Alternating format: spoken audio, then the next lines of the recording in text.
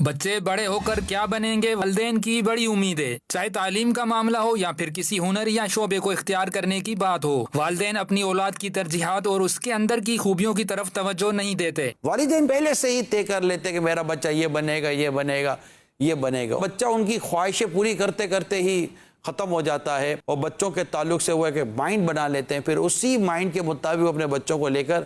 چل رہے ہوتے ہیں۔ اس وقت دنیا میں کئی نوجوان جو خودکشیاں کر رہے ہیں، اس کی ایک وجہ ایجوکیشن میں فیلئر ہے۔ یعنی وہ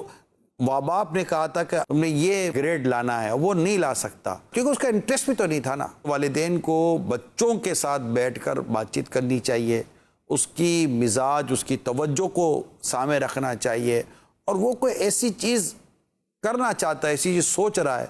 کہ وہ درست ہے، شرعاً اس پہ کوئی کلام نہیں ہے، نہ معاشرتی طور پر غلط ہے، نہ اخلاقی طور پر غلط ہے، سوسائٹی میں بھی کوئی اس کو پرابلم نہیں ہے، نہ وہ کوئی آپ کے خاندان کے تعلق سے کوئی ایسا خدا نہ خواستہ ایسا ہے، تو آپ بننے دینا، کیوں نہیں بننے دے رہے؟ تو اپنے بچوں پر اپنی خواہشوں کو اس انداز سے مسلط کرنا کہ نہیں یہی کرنا پڑے گا،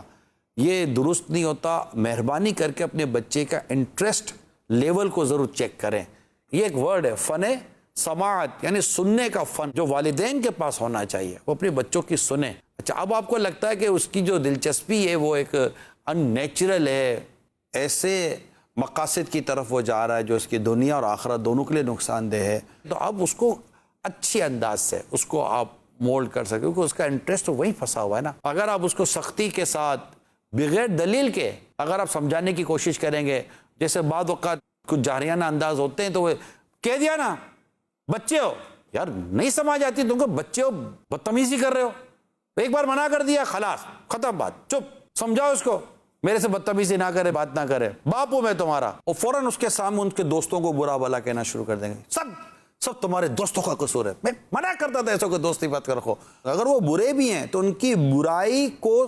سمجھانے کا درست انداز ہونا چاہیے۔ آپ کا کام ہے اس کو بری صحبت سے، نادانوں سے بچانا، غلط انداز سے بچانا، غلط فیصلوں سے بچانا، مگر جس غلط فیصلے سے آپ اس کو بچانا چاہ رہے ہیں تو بچانے کا انداز تو غلط نہیں ہونا چاہیے نا، وہ تو صحیح ہونا چاہیے، حکیمانہ ہونا چاہیے، مدبرانہ ہونا چاہیے۔ بعض اوقات کسی بات کو اتنا ہم طول دے دیتے، طویل کر دیتے ہیں کہ وہ اگلا بھی وہ کوفت ہو جاتی ہے، سمجھنے کی جگہ پر بیزار ہونا شروع ہو جاتا ہے۔ مگر جو اولاد ہے، اولاد کو چاہیے کہ اپنے والد کے ایکسپیرینس کو، ان کے کہ معاملات کو سمجھنے کی کوشش کرے، اپنے والد کے تجربات سے فائدہ اٹھائے۔ انشاءاللہ امید ہے کہ وہ نقصان نہیں اٹھائے گا، فائدہ ہوگا، کیونکہ اس کے والد کی خواہش کے ساتھ ساتھ اس میں اس کے والد صاحب کی دعائیں اور خوشی اور رضا بھی شامل ہوگی، جبکہ وہ کام